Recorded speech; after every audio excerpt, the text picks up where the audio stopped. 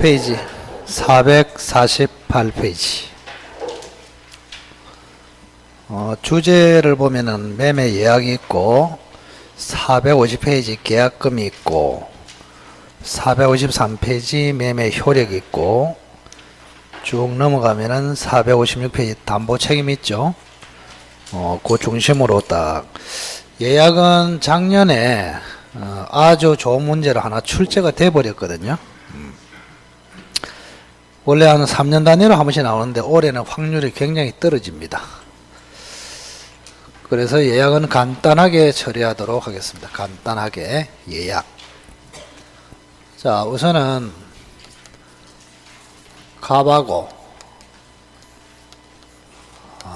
을이 1억으로 매매 계약을 하기로 한 달 전에 미리 예약을 합니다. 3월 1일, 4월 1일.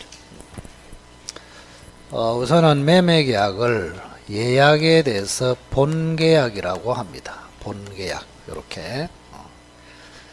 기준이 3월 1일임을 항상 머릿속에 넣으세요. 기준이 언제라고? 3월 1일.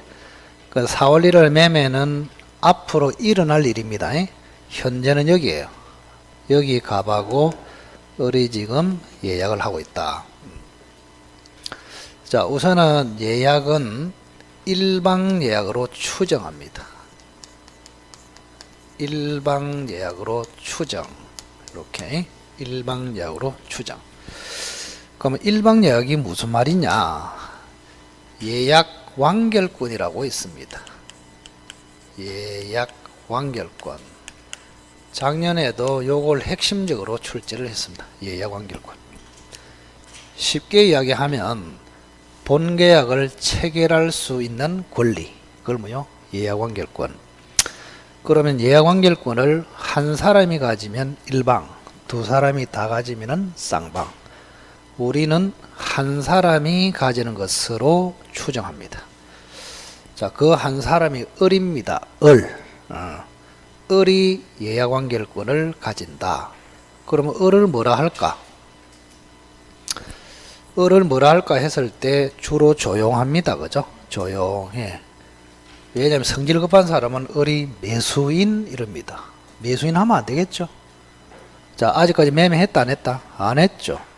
한 달 뒤에 매수인이 될 사람이야. 그래서 이 사람을 예약 완결권자 이렇게 부릅니다. 예약 완결권자. 그럼 갑을 이제 거꾸로 이야기하면은 갑은 예약상의 의무자라고 합니다. 예약상 의무자. 이렇게. 그러면 이렇게 이제 예약 완결권은 특징이 형성권입니다.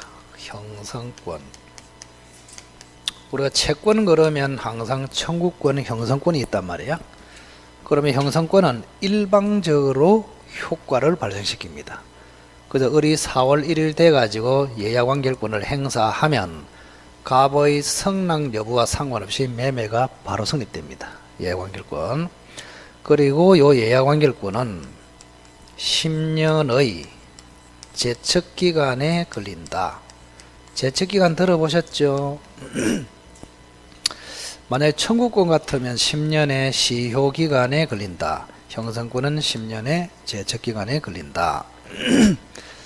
자, 이때 10년의 기산점이 판례가 하나 있습니다. 언제부터 10년을 기산하느냐? 예약 성립시. 예약 성립시부터 10년. 이게 판례가 되겠습니다. 이렇게. 자, 요런 상태에서 이제 을이 4월 1일 되면은 갑에게 행사해서 매매 계약을 성립시키고 등기를 청구해서 등기를 가져옴으로써 소유권을 취득합니다. 자, 그런데 문제가 생깁니다. 자, 3월 20일쯤에 땅 주인이 갑에서 갑다시로 바뀌어 버렸습니다. 땅 주인이 바뀌었어. 그러면 이 갑다시가 양수인으로서 현재 땅 소유자가 됐습니다. 양수인으로서. 자, 이런 상태에서 을이 4월 1일을 가보니까 이미 주인이 갑다시로 바뀌어 있단 말이에요. 그럼 누구에게 이해관계권을 행사하느냐? 이게 포인트입니다.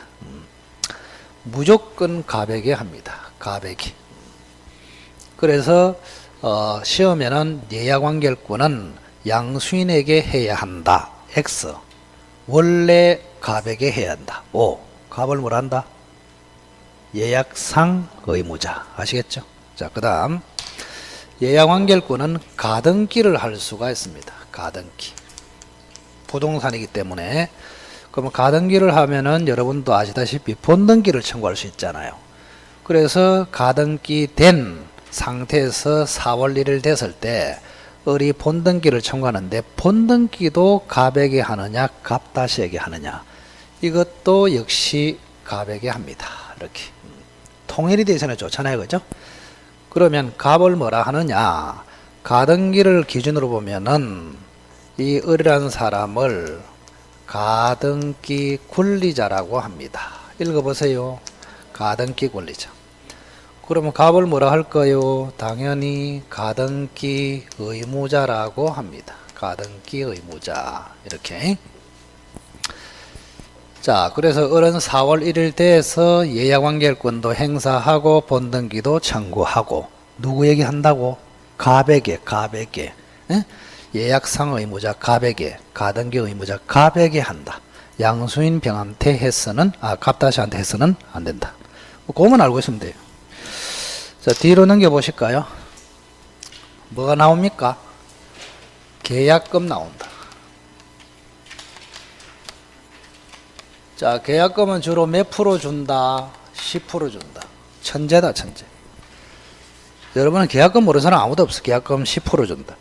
자, 1억이면은 10%가 1,000,000원 아닙니까? 그죠? 근데 계약금을 9천만원 줘도 됩니까? 됩니다. 자, 관행으로 10% 정해져 있을 뿐입니다. 그죠? 이게 천재야. 계약금 다 안다, 다 알아. 시험에 나오면 틀려서 그렇지? 다 알고 있다. 자, 우리는 시험에 나오는 거를 딱 정확하게 알아야 됩니다.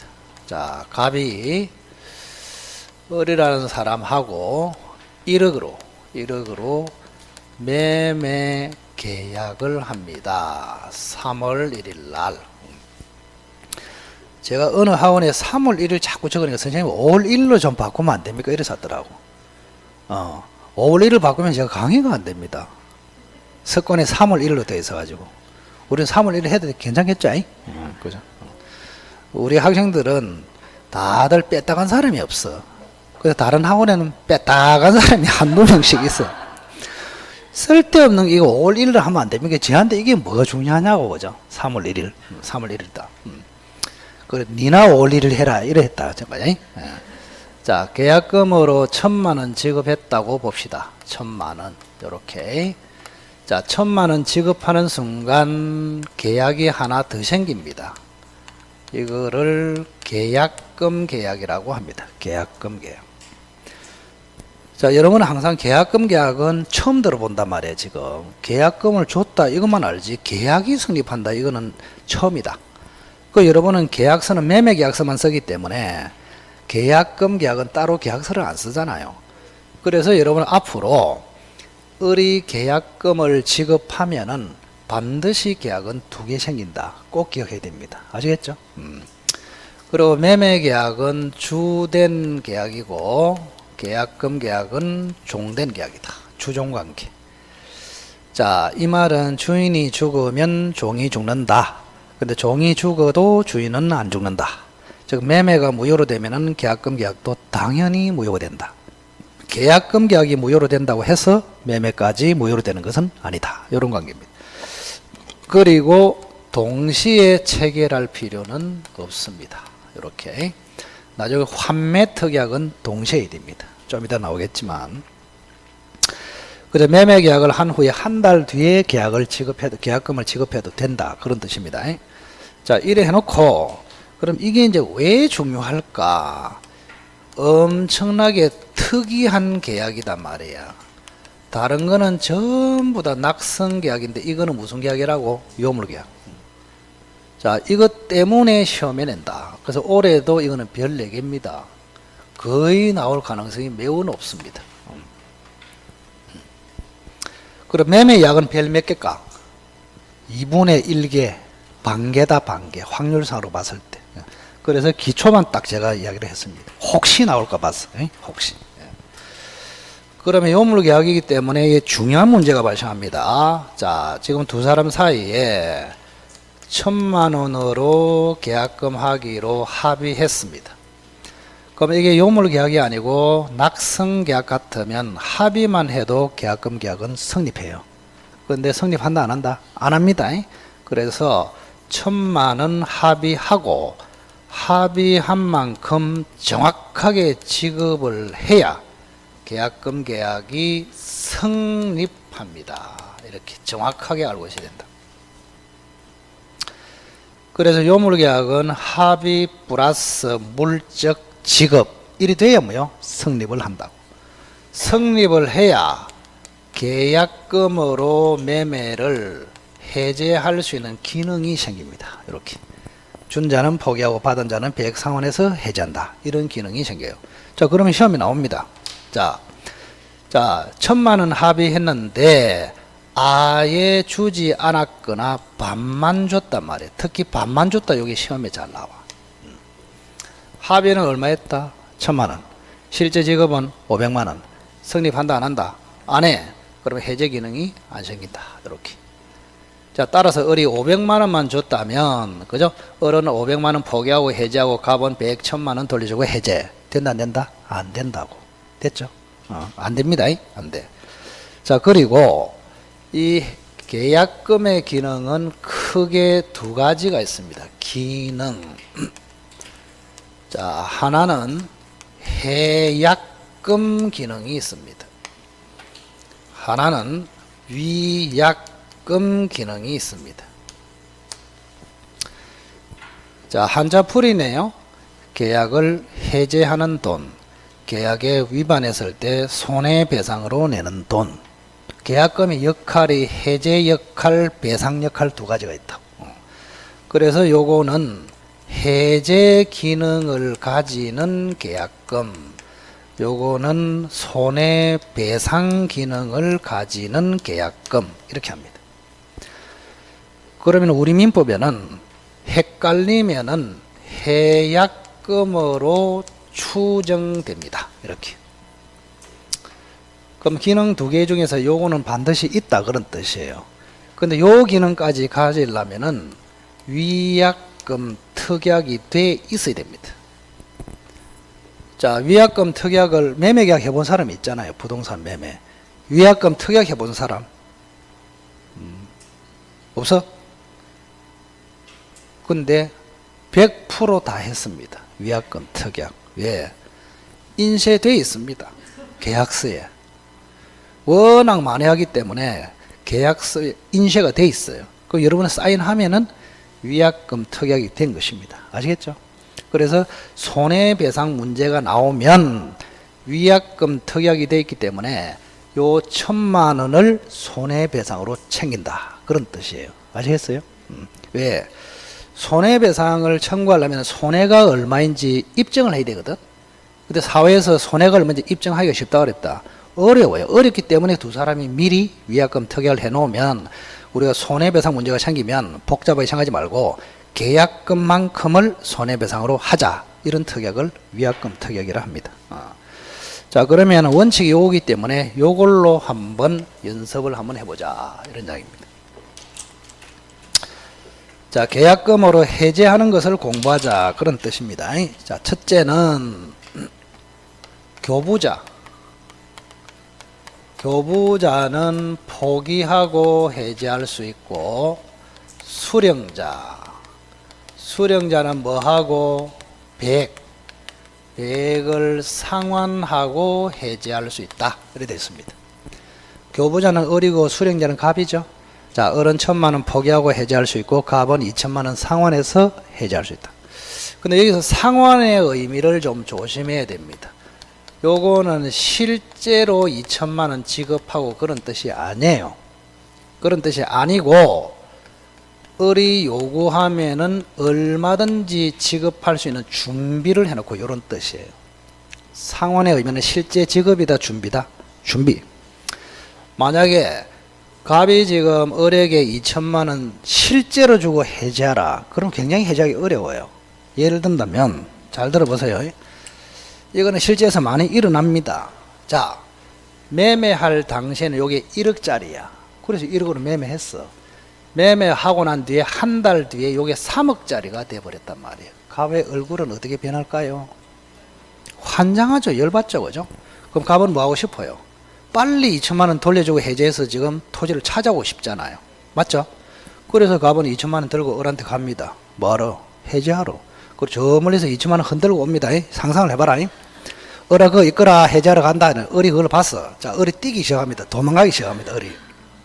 갑은 막 따라 붙습니다. 서라 하면서 갑은 을은 도망가고. 그 달리기 을이 더 빨라. 그러면 해제가 됩니까? 안 됩니까? 안 되지. 그래서 실제로 지급하고 이러면은 현실적으로 해제하기 힘들단 말이에요. 그래서 실제로 지급하지 않고 준비만 해놓고 해도 된다고. 아시겠죠? 준비만 해놓고 입증만 가능하다면. 그럼 또 이런 경우 나오잖아요. 자, 갑이 을에게 2천만 원을 상환했는데 여기 있다 을아 준비를 해놓고 있다 받아가라 이래 했는데 을이 나 안 받아 이래 했어. 수령을 거절해버려. 그럼 갑은 그냥 해제할 수 있을까요? 공탁해야 될까요? 그냥 해제할 수 있다. 그래서 공탁해야 한다 그러면 X입니다. 공탁이 뭔지 아시죠? 법원에 맡기고 해제한다. 그건 안 된단 말이에요. 그래서 을이 거절할 때는 2천만 원 공탁하고 해제해야 된다. X. 공탁 안 해도 준비 상태만 입증이 된다면 해제할 수 있다고. 그거 잘 기억하시고. 자, 그 다음. 자, 세 번째가 제일 중요하죠. 계약금으로 해지할 때는 아무 때나 해지할 수 있는 것이 아니에요. 언제까지만 할 수 있다고? 이행착수전. 이게 제일 중요하다고. 이행착수전. 판례는 여기에 집중이 되어 있습니다. 집중. 이행착수. 그럼 이행착수가 무슨 말이냐? 대법원에서 딱 명시하고 있습니다. 자, 한번 읽어보실까? 일부 이행. 이행에 필요한 전제행위까지 하면은 이행착수다. 그런데 단순히 이행을 준비하는 것은 착수가 아니다. 이런 판례가 있습니다. 이건 다 외워야 됩니다. 일부 이행, 전제행위. 자, 일부 이행의 대표적인 게 뭡니까? 중도금 지급. 자, 그러면 저기 한번 보세요. 갑이 2천만 원 들고 옵니다. 해제하려고. 환장합니다. 갑은 해제하기 위해서. 그럼 을은 해제 당하기 싫잖아요. 그럼 뭐 하면 된다고? 신속하게 중도금을 딱 지급해버리면 해제를 봉쇄할 수 있다고. 이 실무에서 굉장히 많이 나타납니다. 최근에 여러분들 지금은 폭락하고 있지만 얼마 전까지는 폭등했잖아요. 팔고 나서 3억 이래 됐단 말이에요. 그 해제 문제 때문에 굉장히 재판이 많았습니다. 그때. 그래서 을이 해제를 당하지 않으려면 뭐라고? 빨리 5천만 원 줘버려라 이 말입니다. 수단과 방법을 가리지 않고 사사살 꼬셔가지고 줘버려요. 그러면 해제를 막을 수 있다. 그럼 필요한 전제행위는 대표적으로 뭘까요? 요거는 판례가 역시 또 하나 있어. 요거는 외워야 됩니다. 기본소에는 없어. 자, 잔금을 준비하고 플러스 등기소에 가자. 등기소 동행을 촉구하면은 이행착수가 된 걸로 우리 판례가 봅니다. 기억하세요? 예 하나씩을 기억하시라고. 자, 우리 대부분의 이행착수로 보는 거 일부 이행 중도금 지급. 이행에 필요한 전제행위는 잔금 준비해서 등기소 동행을 촉구하면은 이행착수가 됩니다. 이렇게. 자, 그 다음 세 번째. 자, 계약금으로 해제했어. 특징 아까 했습니다. 여기는 채무불이행으로 하는 것이 아니므로 계약금으로 해제할 때는 손배 청구가 된다 안 된다? 안 됩니다. 그리고 이행착수 전까지만 하잖아요. 맞죠? 그럼 이행착수 전이면 이행을 했다 안 했다? 안 했어. 그럼 이행을 안 했으니까 원상회복할 대상이 없잖아요. 돌려줄 게 없어. 그래서 여기는 원상회복 문제가 발생하지 않습니다. 이렇게 간단하게. 자, 이게 이제 계약금이야. 기본적인 틀. 요 틀을 잘 기억하고 있으면 나중에 살을 조금 붙일 때 별로 문제가 없습니다. 자, 뒤로. 자, 자, 453페이지 보시면 매매 효력이 있거든요. 그 몇 가지 문제가 있습니다. 무슨 문제가 있느냐?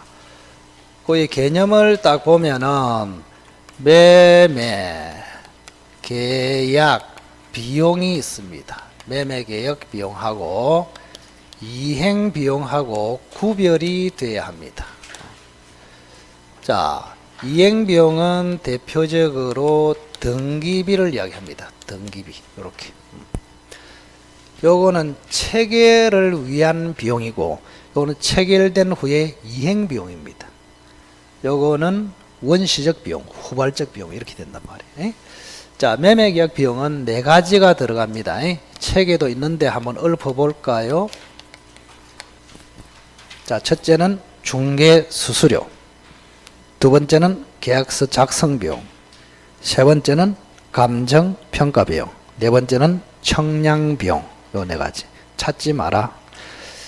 제가 이제 이렇게 부르면 학생들 태도가 세 가지가 나와.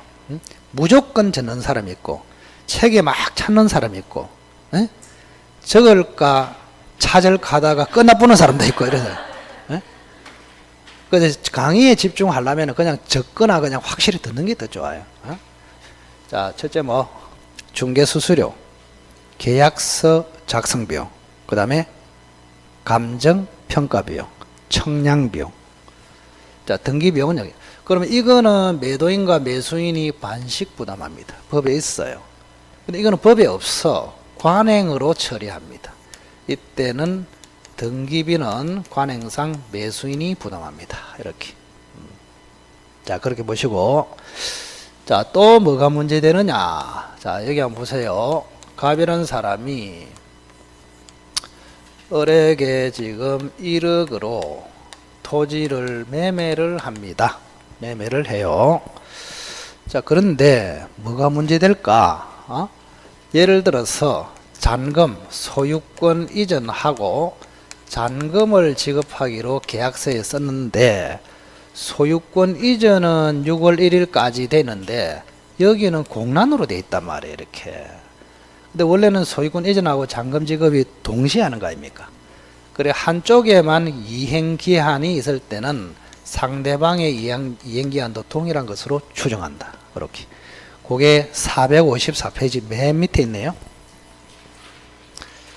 자, 450페이지 맨 밑에 585조 있죠. 그거를 이야기합니다. 자, 그 다음 대금 지급 장소를 볼게요. 여기 한번 보세요. 자, 갑은 서울이 주소지입니다. 서울이 주소지라고. 을은 양산이 주소지입니다. 주소지. 그런데 요 토지는 제주도에 소재하고 있습니다.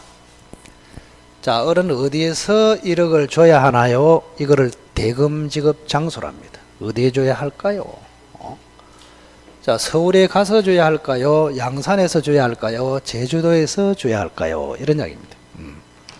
자, 이것도 정확하게 아무 소리 없으면 매도인의 현 주소지에서 대금을 지급해야 됩니다. 어디서? 매도인의 현 주소지. 그 말은 양산에서 서울에 가서 주라 이 말이에요. 이거를 지참을 해서 가서 주라. 어려운 말로 지참채무라고 합니다. 지참채무. 자, 아무 소리 없으면 어디에 준다? 매도인의 현 주소지. 제가 이리 이야기하는 거 어떤 학원 또 어떤 아재가 인터넷 뱅킹요 이래 샀더라고. 한 7년 걸린다. 그런 식으로 생각하면 안 돼. 법대로 항상 공부해야 돼. 법대로. 어디에서? 매도인의 현 주소지. 그런데 갑하을 계약 속에 보니까 목적물의 인도와 대금을 동시에 주기로 했단 말이에요. 그때는 인도 장소에서 줘야 합니다. 뭐라고? 인도 장소에서 줘야 된다고. 그래서 거기 455페이지 맨 위에 보시면, 자, 대금 지급 장소에 그 밑에 인도와 동시에 대금을 지급할 경우에는 어디서? 인도 장소에서 준다. 이런 이야기입니다. 자, 그 다음에 이제 과실이 있습니다. 과실이 있어요. 자, 이 토지에 과실이 생겨버려서, 과실. 과실이 뭘까요? 과실. 토지 사용료. 그게 이제 주로 여러분들의 과실 그러면 천연과실, 법정과실 있잖아. 천연과실은 각종 새끼, 소새끼, 말새끼, 돼지새끼, 닭, 알. 예? 그게 천연과실. 그리고 물건의 사용료. 그거는 법정과실. 예? 돈 사용료, 이자, 땅 사용료, 지료, 집 사용료, 임대료. 이런 거는 법정과실. 이거는 집이다 치고 임대료를 생각하십시오. 집이라고 생각합시다.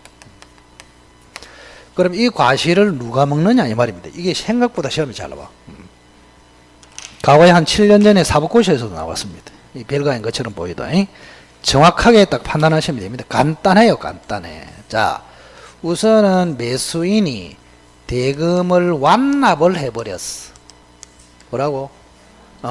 대금을 다 주면은 무조건 매수인이 먹습니다. 대금 다 준 사람. 매수인 을이 과실을 먹어요. 근데 대금을 완납하지 않았다. 그래 되면은 현재 점유자가 과실을 먹습니다. 점유자. 매도인이 점유하고 있다면 매도인이, 매수인이 점유하고 있다면 매수인이. 간단하지 않습니까? 이걸 강조한 이유가 뭐냐? 자, 등기 여부하고는 아무 상관이 없다. 이걸 강조하는 것입니다. 만약 시험에 갑은 지금 매수인이 대금을 완납을 안 했다. 점유는 갑이 하고 있다. 그러나 이미 을 앞으로 등기가 넘어갔다. 과실은 누가 먹을까요? 갑이. 등기하고 상관이 없다고. 아시겠어요? 등기와 상관없이 점유하는 자가 과실을 먹는다. 여러분이 시험에 나오면 우선은 이걸 찾으면 되잖아요. 대금을 완납했냐? 그걸 찾아보면 되잖아요. 완납했다면 무조건 매수인이, 완납 안 했다면 현 점유자가. 이렇게. 뭐 할 것도 없어. 재미도 없고. 자, 456페이지 담보책임. 담보책임은 별 5개입니다. 엄청 중요하다. 담보책임.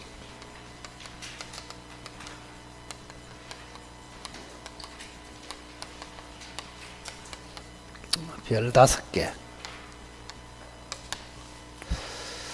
자, 우선은 담보책임이 뭔지를 한번 봅시다. 갑이라는 사람이 집을 을에게 지금 1억으로 팔았습니다. 근데 집이 이쪽으로 넘어갔어요. 지금은 이미 계약 강론으로 들어왔습니다. 맞죠? 총론에서는 채권자, 채무자 항상 그렇게 써야 돼. 근데 강론에 오면 이제 매수인, 매도인 이렇게. 그럼 이 사람 매수인이다.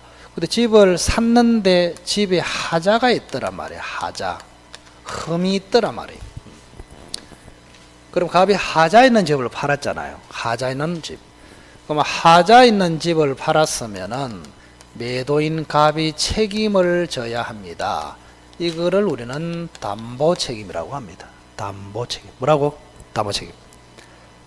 매도인이 목적물 하자에 대해서 책임지는 것을 담보책임. 그럼 담보책임에서 제일 기초가 뭐냐? 담보책임의 특징 3가지를 알아야 됩니다. 시험장에 가면은 실수 참 많이 합니다.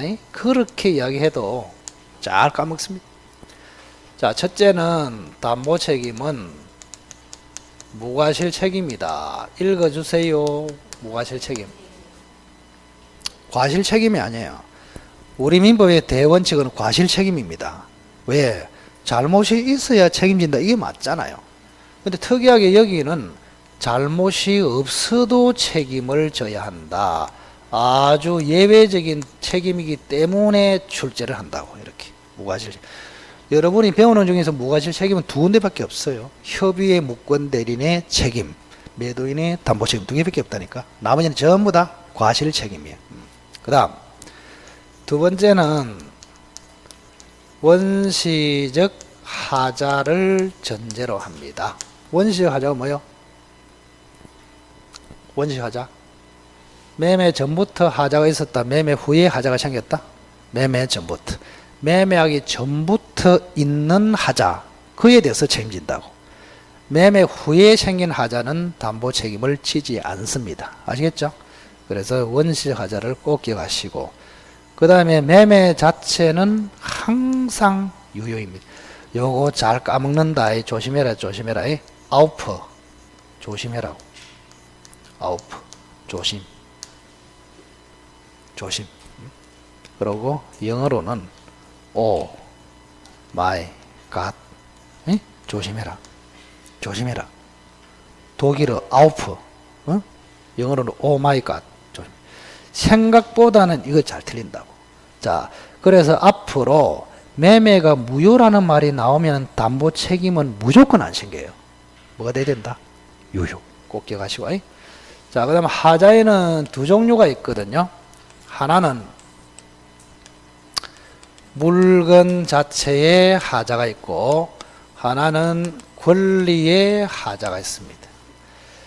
자, 어리 집을 샀는데 벽에 금이 쫙 균열이 갔어. 뭐요? 물건 하자. 눈에 잘 보입니다.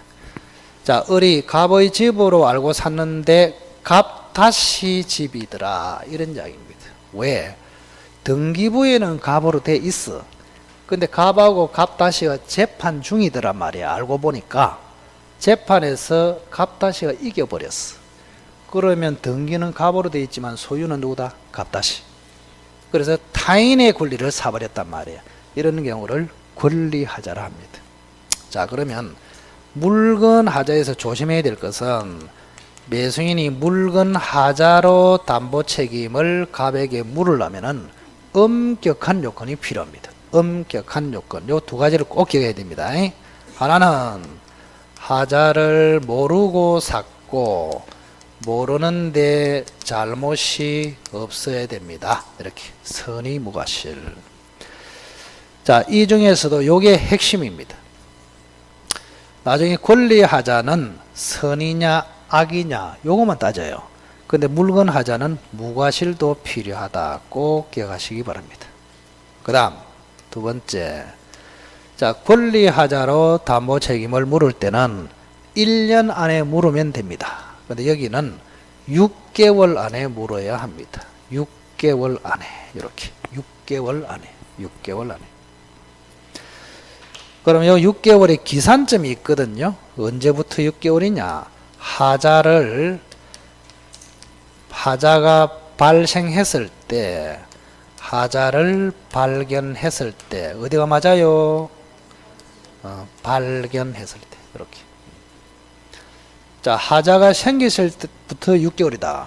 그러면 모른 채로 후딱 지나가 버리잖아요. 그죠? 기회를 놓쳐버립니다. 하자 발견 시로부터 6개월 꼭 기억하시고, 그 다음에 나온 김에 물건 하자 중에서 이 물건이 특이한 물건이 될 수도 있거든요. 종류물이 될 수도 있다고. 종류물. 자, 종류물하고 반대말이 특정물이라고도 합니다. 특정물. 자, 특정물은 개성이 뚜렷하다 생각하시고, 종류물은 같은 게 천지다. 맥주, 맥주.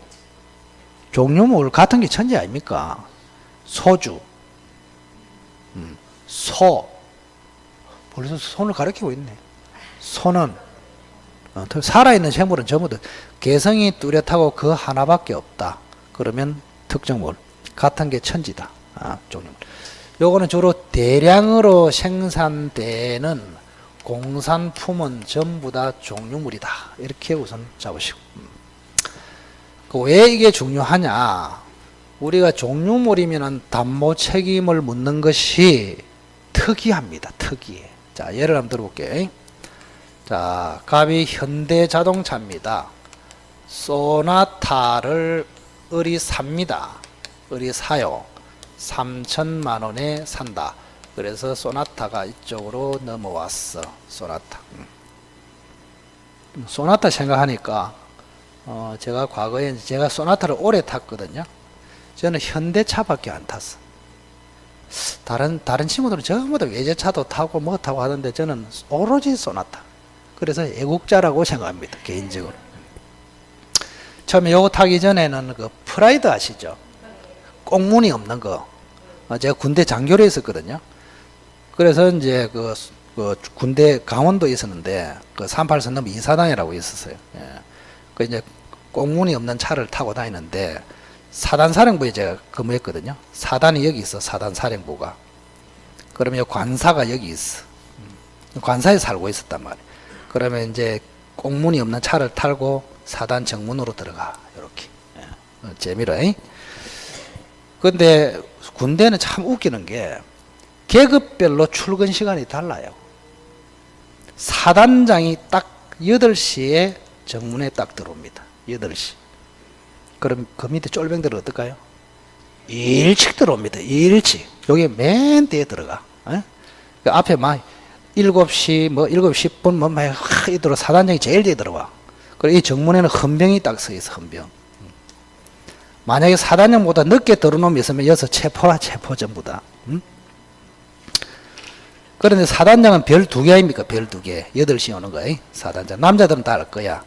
저는 관사에서 가는데 밥풀 2개입니다. 밥풀 2개. 밥풀 2개가 뭔지 아십니까? 중위 들어봤잖아요.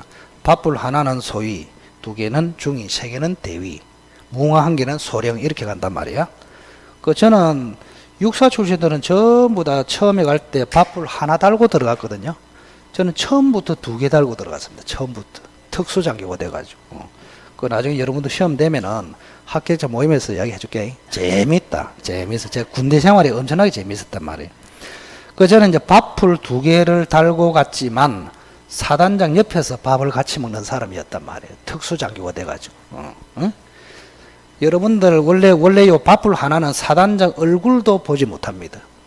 3년 동안. 얼굴 한 보기 힘들어. 저는 같이 밥을 같이 먹었다니까, 옆에서. 왜? 제가 사단장 참모 중에서 참모는 2가지가 있거든. 사단장 참모가. 몸으로 때우는, 머리로 때우는 참모 2가지가 있어. 몸으로 때우는 참모를 부관이라 합니다. 부관. 육사 출신 줄 안다. 머리를 때우는 게 제가 했단 말이에요, 이렇게. 그럼 항상 이제 사단장이 붙어가지고 이제 따라다니고 심부름하고 이거는 이놈이 하고 저는 이제 사단장이 머리 써야 할 거를 제가 이제 참모로서 이제 조언을 하고 이랬단 말이에요. 머리 쓰는 게 뭐 있냐? 사단장이 육군 참모총장한테 보고를 하잖아요. 이렇게 브리핑 한단 말이에요. 그리고 문서를 제가 작성을 해준단 말이에요. 이렇게. 예. 그 사단장한테 뭐를 하고 싶으면 딱 물어보고 제가 딱 멋있게 딱 보고를 해가지고 작성을 내가 딱 갖다 주고 이렇게 하는데, 그죠? 그 사단장한테는 얼마나 중요하겠습니까? 이거 잘못 쓰면은 육군 참모총장한테 완전히 조인트 까이거든. 차이고 이럽니다, 이게. 예? 별끼리도. 제가 이런 짓을 했다가 그것을. 그래서 이제 일대 저는 이제 이 계급으로 보면은 제일 일찍 출근해야 돼. 근데 제가 게을러요. 그래서 항상 사단장이 들어오기 전에 1분 전에 제가 들어갑니다. 1분 전에. 그래서 미리 헌병한테 전화를 딱 해놔. 내가 1분 전에 갈 테니까 바리케이트가 미리 치워놔라. 미리 항상. 거기서 검문하고 들어보내거든요. 내가 들어갈 때는 거의 그 촌에서 거의 시속 100km로 달라가 들어가 보니까 저쪽에서 내가 나타났다가 헌병들이 굉장히 바쁩니다. 치운다고 이렇게. 그리고 싹 들어갑니다. 아슬아슬해요. 좀 있으면 사단장이 싹 들어오고 이런 짓을. 고래 까불다가 사고가 크게 났어. 사고가. 그래서 강원도는 굉장히 춥잖아요. 이게 다 얼어 있어. 근데 이렇게 100km를 확 달리니까 핸들을 꺾었는데 저 논쪽으로 날라버렸어. 날라가지고 차 자체가 5바퀴를 굴렀습니다. 그때 프라이드가 그때 시세가 한 500만 원 했는데 그 수리비가 450만 원 나왔는가. 폐차했어. 그래갖고 아슬아슬하게 살았습니다 그때. 근데 우리가 뭐하다가 이렇게 됐죠. 저의 장점은 엉뚱한데 가다가도 빨리 반성하고 돌아옵니다. 어떤 인간은 농담하다가 30분 하는 사람도 있다. 소나타. 그거 이제 폐차하고 나서 요거 샀다 이런 얘기입니다. 그죠? 자, 소나타를 어디 샀는데 엔진에 결함이 있더라 이 말입니다. 엔진에 결함. 이거는 물건 하자 맞죠? 자, 그러면 어리 선의무과실이야. 결함을 모르고 샀어. 그러면 을은 담보 책임을 물을 수 있다고. 그 담보 책임은 내용은 요 매매를 해제할 수도 있고 손해배상을 청구할 수도 있습니다.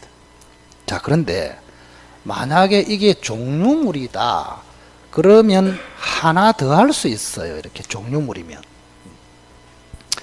그럼 종류물이면 같은 게 천지라 그랬죠. 그럼 같은 게 천지니까 차라리 새 차를 달라 이렇게 할 수도 있다고. 종류물이면 이게 중요하다고. 새 차를 달라고 할 수 있다. 그럼 이거를 폼 잡아서 이야기할 때 이렇게 합니다. 이렇게 완전물 한번 읽어 주실까요? 완전물 거부 청구권. 이렇게 새 차를 달라 차라리 이렇게. 그러면 소나타는 종류물입니까 특정물입니까? 특정물이면 요것만 할 수 있고 종류물이면 요거까지 할 수 있다고. 종류물. 차는 특이해서 남바가 붙으면 특정물, 안 붙으면은 종류물 이렇게 봅니다. 아시겠죠? 그럼 남바가 안 붙었어. 그러면 종류물이죠. 그러면 새 차를 한 대 달라고 할 수도 있습니다. 이렇게. 그거 알아놓으면 도움 된다. 근데 중요한 것은 요거하고 요거는 반드시 선택을 해야 됩니다. 이렇게. 왜? 새 차를 청구하면 이게 필요가 없기 때문에. 그래서 해제하면서 청구 X, 손해배상 청구하면서 청구 X입니다. 하거나 이래 된다고.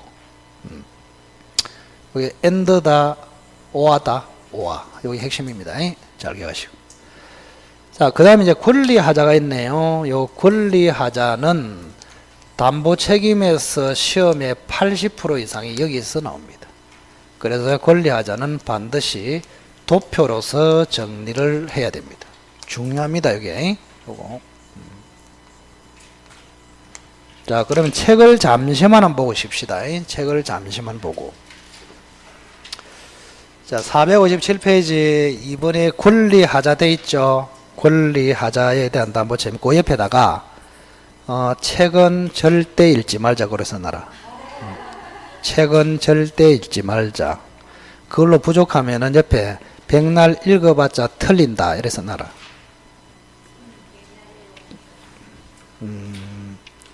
그래서 이게 지금 쭉 넘겨보면 엄청나게 많잖아요. 464페이지까지 있잖아. 이거를 책을 읽는다고 해서 답을 잘 못 냅니다, 여러분들이. 그래서 좀 쉬었다가 제가 하는 방식으로 훈련해야 됩니다. 아시겠죠? 자, 좀 쉬었다 갑시다. 쉬었다.